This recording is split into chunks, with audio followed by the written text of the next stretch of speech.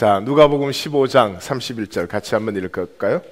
아버지가 이르되 예, 너는 항상 나와 함께 있으니 내 것이 다 내 것이로되. 예. 우리 하나님과 사귀기를 하고 있습니다. 예. 우리 자신이 떳떳하고 아름답지 않으면 하나님이 우리를 떳떳하고 아름답게 만들어 주실 수는 없죠. 근데 교회의 신앙이 신앙으로 산다는 것 참 어려운 것입니다. 사실은 불가능한 것이죠. 어렵기 때문에 이 신앙을 이렇게 매직으로 바꾸어 가지고 어떻게 좀 세상에서 정직하게 노력하는 것에 한 10분의 1을 노력하고 세상에서 노력하는 사람들의 받기는 10배, 100배를 받으려고 하는 굉장히 부정직한 삶이 신앙의 이름으로 교회 안에 통해 왔다는 참 안타깝고 불행한 사실. 삶이 너무 힘드니까 이해가 안 가는 것은 아니지만 값어치 없게 드린 삶에서 값어치 있는 것이 열매 맺을 수는 없습니다. 값어치 있게 드려져야 값어치 있는 삶이 열매 맺는 것이죠. 그것은 내가 내 자신을 값어치 있게 사는 것입니다. 내가 나를 값어치 있게 살지 않으면 하나님이 어떻게 나를 값어치 있게 해준다 한들 느껴지는 것도 아니고 사는 것도 또 아니죠. 하나님과 사귄다고 하는 것은 하나님의 그 높은 뜻과 사랑과 이런 것에 붙들림 받는 것이죠. 그래서 사실은 불가능한 삶인데 정말 하나님에게 붙들림 받다 보니까 사는 것입니다. 마치 이런 것인 것 같아요. 제가 첫 등산을 천마산을 갔는데 천마산은 해발 1000m밖에 안 되는 그런 별로 높지 않은 산입니다. 그런데도 불구하고 이 산이 이렇게 평지에서 솟아 있어서 등산하기는 쉽지 않은 산이에요. 근데 저로서는 첫 등산에 그 길을 올라갈 수가 없죠. 수없이 주저앉고 싶고 관두고 싶고 왜 이 고생을 하면서 끝까지 가야 되나, 여기서 좀 놀다가 내려가면 되겠는데. 근데 그 첫 등산에 제가 따라간 그 산악반이 서울대학교 산악반이었어요. 그래서 그 사람들에게 그냥 어떻게 휩싸여서 떠밀려서 끌려서 어쩔 수 없어서 그래서 그 정상에 올라갔는데 그 정상에 그날 이렇게 진눈깨비가 내렸다가 얼었어요. 그러니까 그 잎 떨어진 나뭇가지들이 전부 유리나무가 되어서 우리가 정상에 딱 도착했을 때 햇볕이 났는데 온 천지가 유리나무로 빛이 나는 거죠. 그 한순간이 제 가슴을 완전히 사로잡았어요. 그리고는 산이 없으면 거의 살 수 없는 그렇게 되었습니다. 마치 그런 것 같아요. 우리로서는 살 수 없는 그 삶을 하나님에게 품음받아서 쓰임받아서 그렇다고 내가 걷지 않아도 올라갈 수 있는 건 아니죠. 내가 걸어요. 근데 분명히 나로서는 그럴 수 없고 나 혼자서는 그럴 수 없는 것을 걷게 되는 이것이 신앙이지. 세상 요즘 엄청나게 노력합니다. 세상 엄청나게 치열하게 살아갑니다. 그런데 그 노력은 안 하고 하나님 앞에 주문 비슷한 기도에 그 다음에 교리나 성경 지식을 이제 알아가지고 그 답을 알고 생각만 하면 삶이 값어치 있어질 것이라고 생각하는 이런 것이 교회 안에 팽배해져서 오늘날 교회가 너무 값어치가 없어지고 교회의 수준이 세상 수준을 따라가지 못합니다.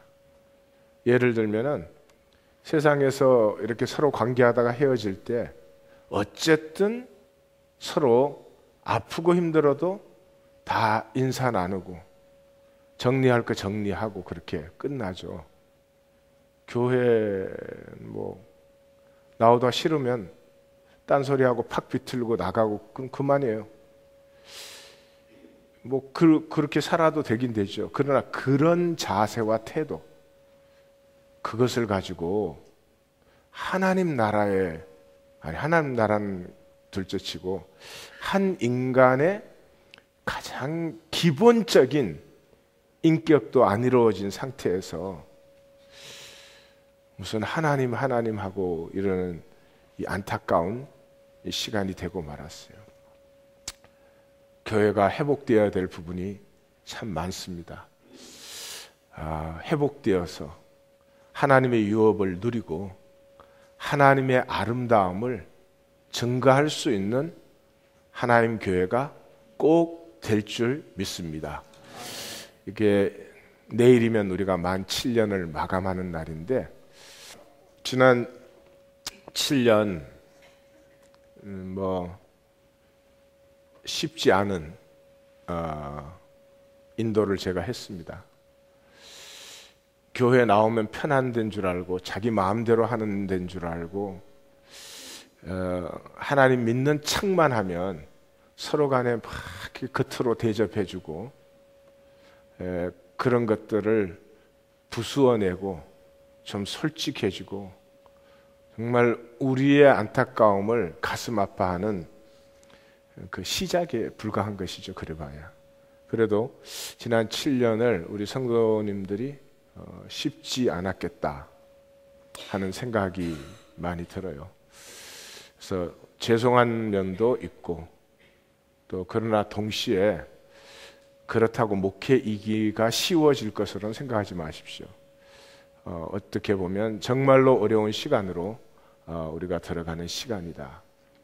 또 혹시 목회 일기 동안에 이러나 저러나 적당히 답만 가지고 정답 아는 것 가지고 버텨왔으면 목회이기에는 정답이 이제 삶이 돼야 된다. 그런 좀 각오로 또 저와 함께 목회이기로 들어가는 그런 시간이 되기를 원합니다. 이것은 하나님과 함께 함으로만 이루어질 수 있는 것이죠. 하나님과 사귀는 것을 기도라고 합니다. 그것만 봐도 오늘 교회가 많이 이렇게 우리가 오프가 되어 있다는 걸 볼 수 있죠. 우리는 대개 간구를 기도라고 부릅니다. 성경은 간구와 기도를 명확하게 구분하죠.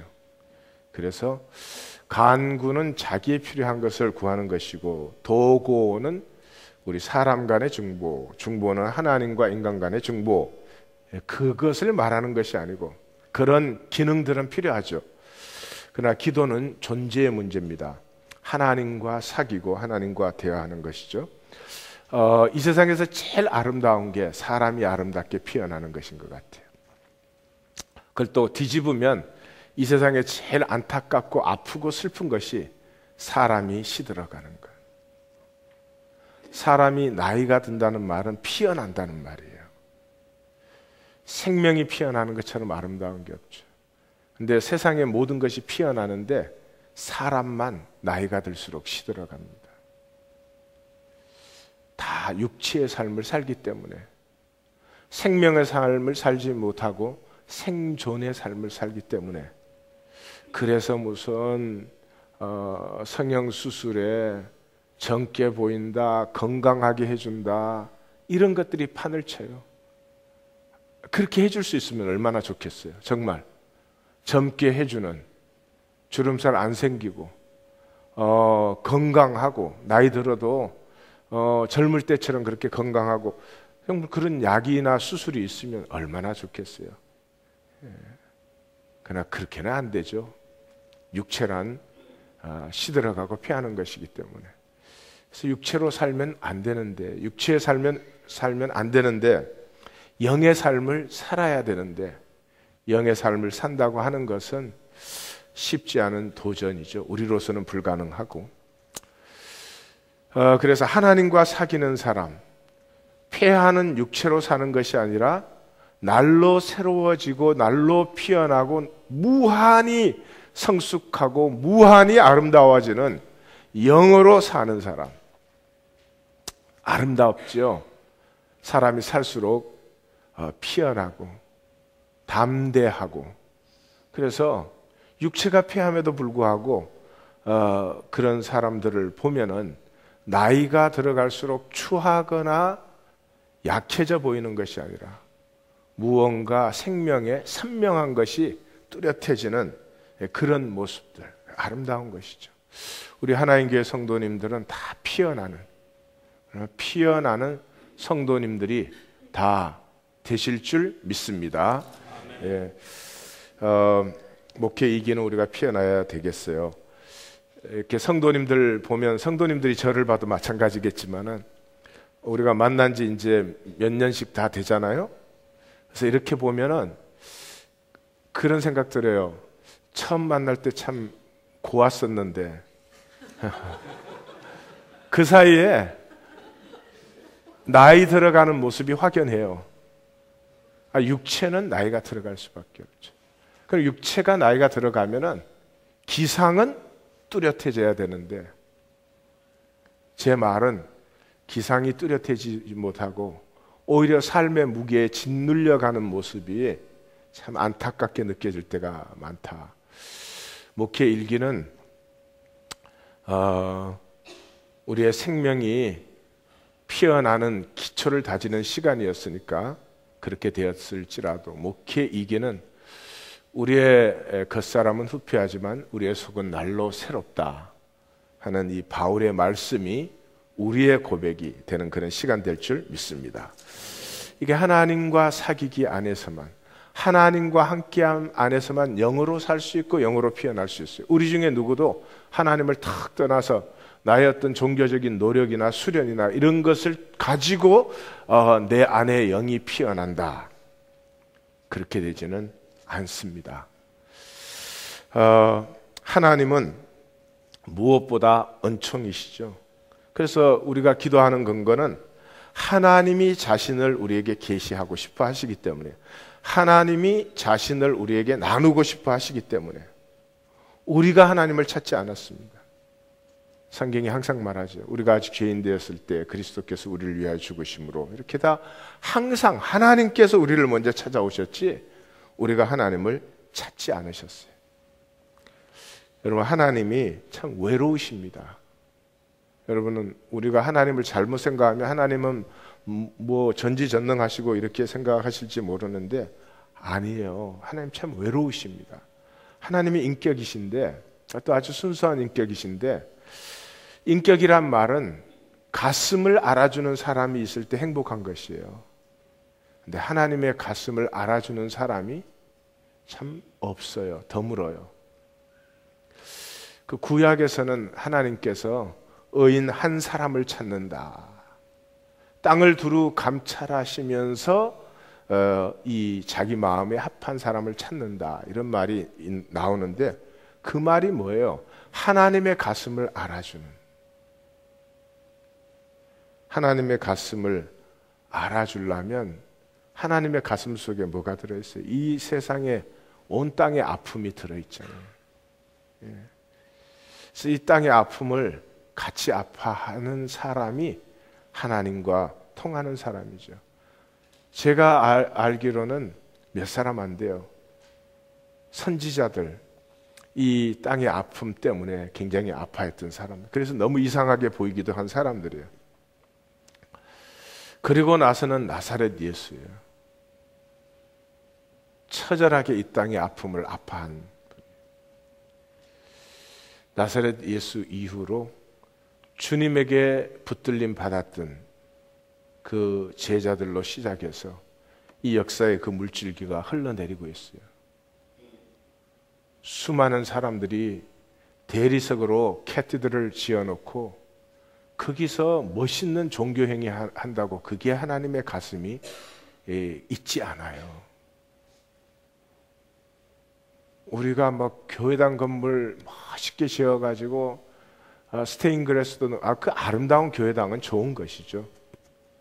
거기에서 뭐 어마어마한 몇천 명 되는 성가대와 오케스트라가 찬양을 한다고 하나님이 거기 계시지는 않죠. 만약에 그 교회당이 이 땅의 아픔을 아파하지 못한다면, 이 땅의 아픔을 알지 못하는 곳이라면 하나님과는 아무 상관이 없는 데죠. 하나님 외로우세요. 참 외로우십니다. 그래서 하나님에게 나가고 하나님에게 이렇게 사귀려고 할 때 하나님 굉장히 기뻐하십니다. 그래서 우리가 하나님과 사귀고 기도하는 것은 내가 또 무슨 영적으로 어떤 수준에 이르려고, 그걸 통해서 내가 무슨 또 베네핏을 받으려고, 물론 그런 것이 다 오지만 그게 중심에 있으면 하나님과 사귀면 되지 않습니다. 한국교회에 난무하는 기복신앙은 인간의 심성의 잠재력을 사용하는 것이지 하나님의 임재와는 상관없습니다. 잘 가슴 깊이 생각하셔야 됩니다. 교회를 나올 때 나는 나를 위해서 나오는지, 아니면 이 땅의 삶 속에서 나 참 너무하는구나, 그래서 나를 내려놓고 싶어서 나오는 건지 잘 생각하셔야 됩니다. 우리의 모든 종교 행위가 참으로 아름다울 수 있습니다. 우리의 모든 종교 행위가 참으로 가증할 수도 있습니다. 하나님과 사귐의 열매는 두려움에서 기쁨으로. 사람이 언제 아름다워지죠? 기뻐할 때요. 두려움에 사로잡힌 사람은 아름답지 않습니다. 실패해서 사명 회복으로. 무슨 말이죠? 내가 누구인지 몰라요. 내가 왜 사는지 몰라요. 내 인생 끝에 나는 누구로 서야 되는지, 어떤 열매가 가득해야 되는지 몰라요. 그런데 하나님과 사귐 안에서만 나는 누구이며 나는 어디를 향해서 가고 있으며, 그래서 갈라졌던 삶이 하나로 통합됩니다. 어릴 때 나에게 그런 사건이 왜 생겼는지, 왜 이런 아픔이 있는지, 왜 이런 기쁨이 있는지, 나에게 왜 이런 은사가 있는지, 나는 왜 이런 절망과 좌절들을 지나왔는지, 왜 나는 그런 성장 환경을 가졌어야만 했는지, 모든 것이 뿔뿔이 다 인공위성처럼 웅웅웅웅 거리면서 돌아다니는데, 하나님과 사귐 안에서 이것들이 모자이크처럼 쫙 맞춰져 들어옵니다. 비로소 내가 나를 받아들일 수 있어요. 목회이기는 우리 성도님들이 저에게 답 듣는 시간, 답 듣고 착각해서 아는 걸로 착각하는 그런 시간이 아니라 하나님과 사귐으로 자기를 발견하고 누리는 기쁨이 충만한, 그래서 더 이상 가짜가 되지 않는, 이 모르는 걸 아는 척 가장 많이 하는 게 교회예요. 영적인 세계라는 이유로. 영적인 세계는 가장 인격적인 세계입니다. 그런데 영적인 세계라는 이유로 어떤 물리적인 확인이 사실은 물리적으로 다 확인됩니다. 그런 이유로 교회에서는 anything goes, anything goes, 흉내만 내면. 이제는 그런 시대는 지나갔습니다. 다시 한번 교회가 역사를 리드해 나가야 될, 이 역사가 방황하고 아프고 많이 지쳐 있습니다. 다시 한번 교회가 이 역사를 생명의 길과 자리로 인도해야 될 시간이 이르렀습니다. 하나님은 도처에서 예비하시고 우리 하나인 교회도 그 중에 하나라고 저는 확신하는 것입니다. 나의 가장 중요한 문제는 분열되어 있다는 것입니다. 조금 전에 말씀드린 바와 같이 나에게는 왜 그런 과거가 있는지, 나에게는 왜 이런 열정이 있는지 등등등 하나도 통합되지 못한, 그래서 나 전체가 어떤 인격으로 무르익어 가고 있는 이것이 없다 이 말이죠. Holy is holy. Whole is more than the sum of all parts. 이런 말들을 우리가 나누었죠. 인간 연구도 지금 뇌 연구가 굉장히 발달되어 가지고 사람들이 뭐 뇌를 거의 이제 사람을 아는 것처럼 얘기합니다. 그러나 아무것도 몰라요. 뉴욕 타임스의 최근에 가장 베스트셀러가 이 습관에 관한 것이 습관. 삶은 습관으로 이루어져 있으니까. 그 이빨을 가는 것도 습관이에요. 이때까지는 뭐 어떤 병리적인 심리적인 그런 것들로 했는데 그 책에 의하면 습관이라고. 그 모든 것이 습관인데 습관을 고칠 수 있다는 거죠. 어떻게 고치느냐? 습관에는 어떤 큐가 있어요. 그 큐가 들으면 그 습관적인 행동을 해요. 습관적인 행동을 하면 리워드가 반드시 있어요. 그래서 이때까지는 습관을 자꾸 고치려고 했기 때문에 습관을 못 고쳤는데 이제 뇌를 연구해 보니까 큐가 있다. 그래서 그 큐를 알고 리워드를 알면 습관을 고칠 수 있다. 그런데 제가 그 책을 살까 그러다가 안 샀어요. 그럼 큐를 알고 리워드를 알면 그러면 습관은 고쳐지는 걸까? 안 고쳐집니다. 술 중독, 담배 중독, 온갖 중독 그것도 다 습관입니다. 중독과 습관이 겹쳐져 있는 거죠. 그래서 중독 파트는 사실은 의외로 치유가 쉽습니다. 어려운 건 습관 파트예요. 그러니까 니코틴 중독을 보면 담배를 끊고 나서 100시간이 지나면 사실 몸이 니코틴을 원하는 화학작용은 스탑됩니다. 근데 담배를 끊고 나서 한 달, 두 달 뭐 있다가 또 담배가 피우고 싶거든요. 그렇죠?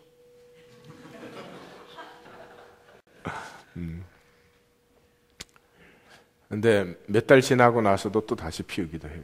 그거는 중독과는 상관이 없어요. 습관. 그래서 이제 그러면 이제 담배 피우는 거 다 해결되죠. 그죠? 그렇게 되지 않는다는 것이. 그 사람들은 부분만 알지 존재의 통합적인 면을 모르기 때문에 내 연구한 결과만 가지고 그렇게 용감하게 책을 막 써내고 그 책이 또 베스트셀러가 돼서 사람들에게 잘 팔리고 있다. 선악과는 최고의 저주예요. 선악과가 뭐예요? 분열시키는 거 아니에요. 분열시켜서 좋은 건 다 나야. 나쁜 건 다 너. 하나님 교회에서 잘 된 건 다 내 탓이야. 안 된 건 너네 탓이야. 이게 선악과예요. 가정에서도 잘 된 건 다 내 탓이야. 안 된 건 다 너 탓이야. 너무 재미있어요. 어제도 어떤 성도님 한 분이 저희 교회 성도님이 아닌데 자녀 문제로 너무 다급해가지고 저한테 전화를 했더라고요. 그 문제가 있으면 자기 목사님한테 안 하고 꼭 나한테 나는 그거 참 이해가 안 가는. 근데 전화를 받으면서 정말 화가 나는 거예요. 화가 나는 거예요. 그 다급한 형편에서 나한테 상담 전화를 하고도 상담 내용의 90%는 부모들의 잘못을 가리는 거죠. 이건 참 어처구니 없는 상황이 일어난 거다 이거죠. 그런데 목사님이 어떻게 도와줬으면 좋겠냐. 내가 너무너무 화가 나서 딸이 오직 하면 엄마한테 얘기를 못하고 병원을 갔겠냐. 좀 이런 시간이 딸과 엄마, 부모와 자식 관계를 생각해보는 시간이 돼야지. 지금 뭐 병원에 들어갔는데 병원에서 놓아주지 않는다고 방방방 뛰는 뭐 어떻게 보면 뻔뻔스럽기가 너무 짝이 없는. 그렇지만 본인들이 잘못됐다는 생각이 눈꼽만큼도 없어요. 눈꼽만큼도. 의사가 이상한 거고 병원이 이상한 거고 시스템이 잘못된 거고 너무 안타까워요. 우리는 무의식적으로 분열되어 있어요. 조금이라도 안 좋은 게 나타나면 너무 놀래가지고 항상 조금이라도 안 좋으면 정죄받고 억눌리고 상처를 받았으니까 이해는 가지만 얼렁 그거는 가리고 숨기고 억눌려 버리고 뭐를 좋은 걸 좀 나타내 보고 싶어요. 그렇게 살면은 허무하다는 거죠. 허무한. 내가 나를 버려버린 삶을 산다는 거죠. 예, 교회를 나와도 조금도 다를 것이 없잖아요. 그래서 목회이기는 하나님과 사귐. 그 분열된 내가 통합되고 내 모습 그대로 받아들여지고 처음으로 내 안에 있는 생명이 피어나는 아름다움을 이제는 누리는 시간으로 들어가야 된다. 교회에서 사람들이 나를 뭐 어떻게 봐주느냐, 아니 그게 무슨 상관이냐고요. Who cares? 나를 성자라고 하든 도둑이라고 하든. 나를 성자라고 하면 내가 바뀌어집니까? 나를 도둑이라고 하면 내가 바뀌어집니까? 그런 것이 중요한 게 아니죠.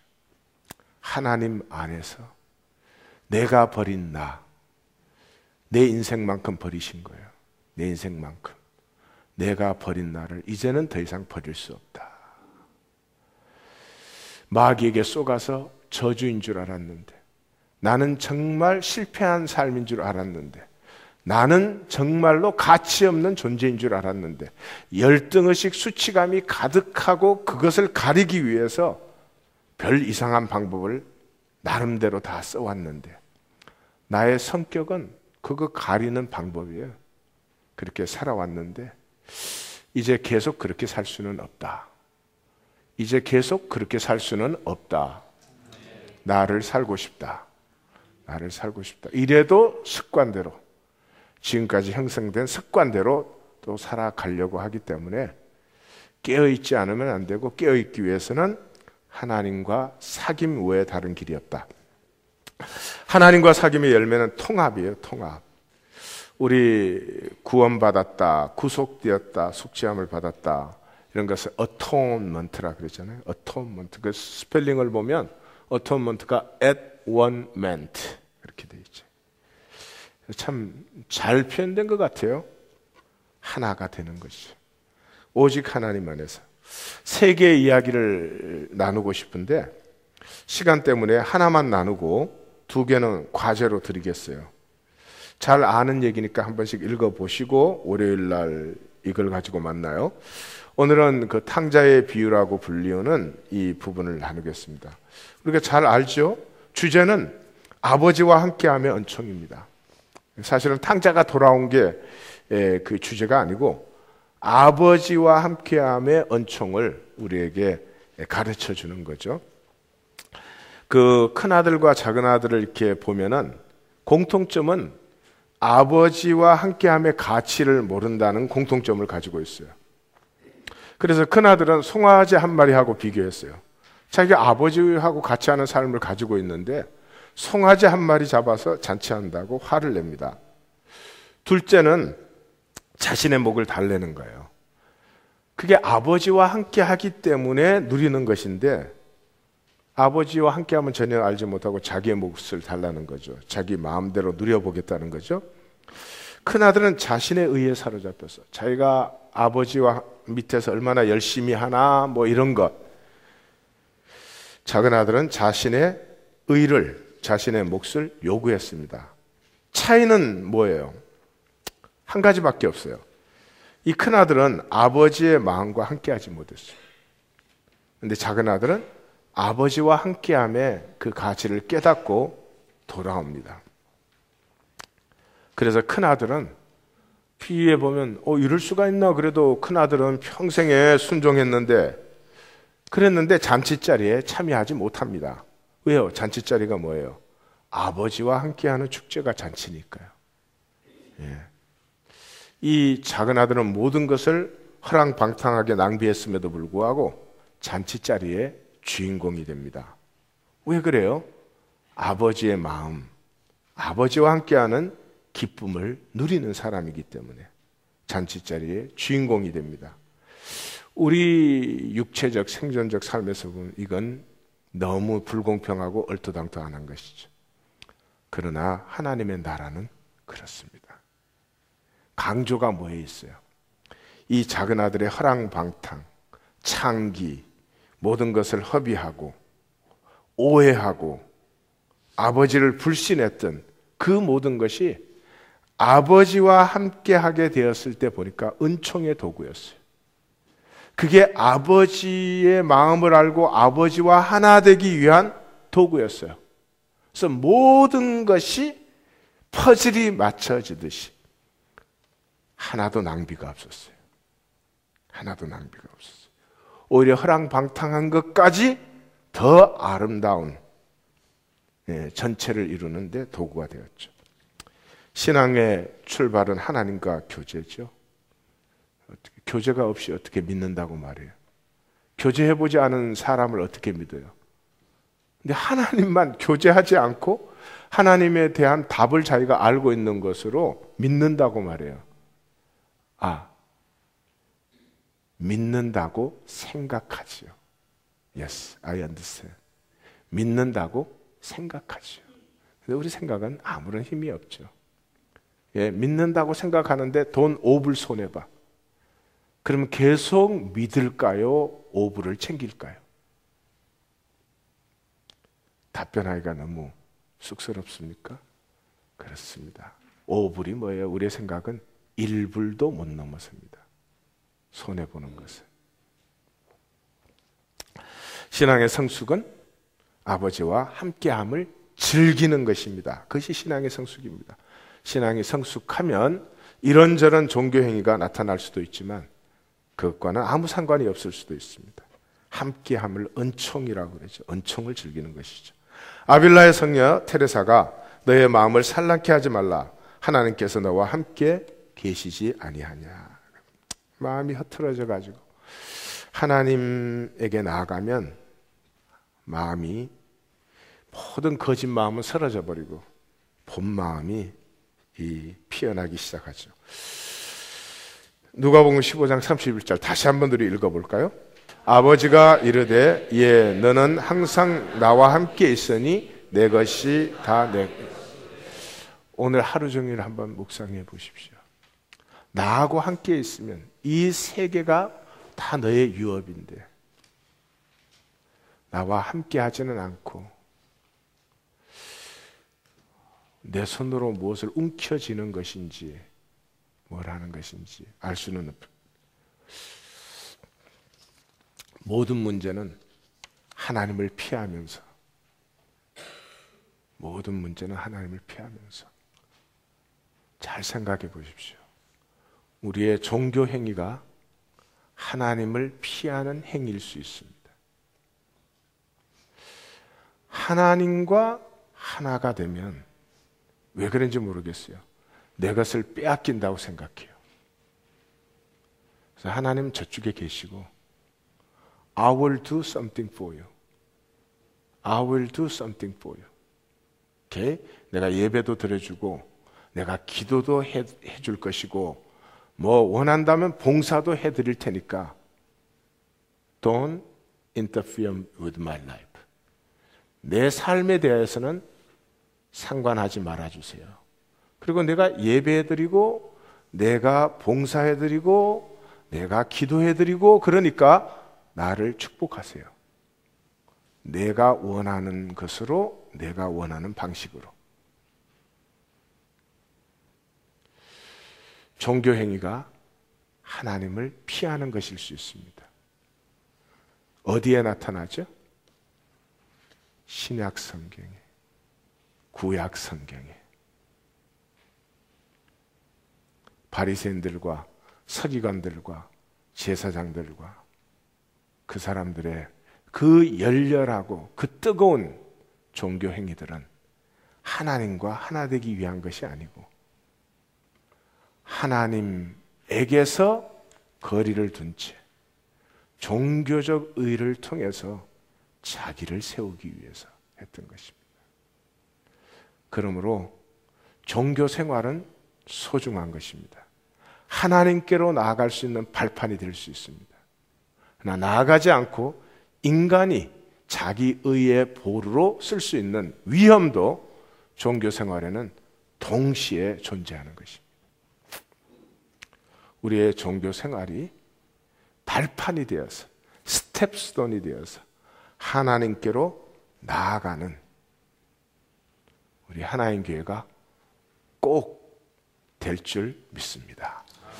목회이기로 들어가기 전에 우리의 허상을 내려놓으십시다. 제대로 알지 못하는 것을 하나님의 이름으로 적당히 해치우는 것이라든지,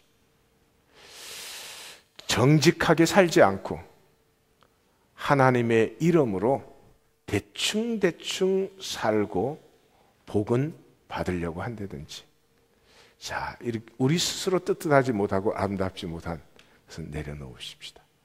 하나님이 얼마나 복된 생명을 우리에게 주셨는지, 그리고 하나님이 그 복된 생명이 하나님의 영광으로 피어나기를 원하는 이 하나님의 사랑 안에서 We'll take the high road. 우리가 높은 길로 나아갈 것입니다. 편하게 사는 것이 우리의 목적이 아니고, 우리가 우리의 생명이 피어나기 위해서는 고난도 우리가 능히 주님과 함께 하리라. We'll take the high road. 우리 신앙의 모든 거짓이 사라졌으면 좋겠어요. 예. 내 것이라고 그러면 벌벌벌 떨고 아끼면서 하나님과 나누지도 못하고 이웃과도 나누지 못하면서 하나님은 믿는다고 억지를 부리는 이런 위선과 거짓과 허위들이 다 사라졌으면 좋겠어요. 하나님을 의뢰하기 때문에 we are dared to take the risk. 하나님을 신뢰하기 때문에 하나님 안에서 정말 생명을 모험할 수 있는, 하나님에게 내 생명을 내어던져 맡기고 십자가의 주님과 내가 함께 걸을 수 있는 그러한 용기 있는 위대한 시간이 펼쳐지는 우리 하나님 교회 목회 이기가 될 줄 믿습니다.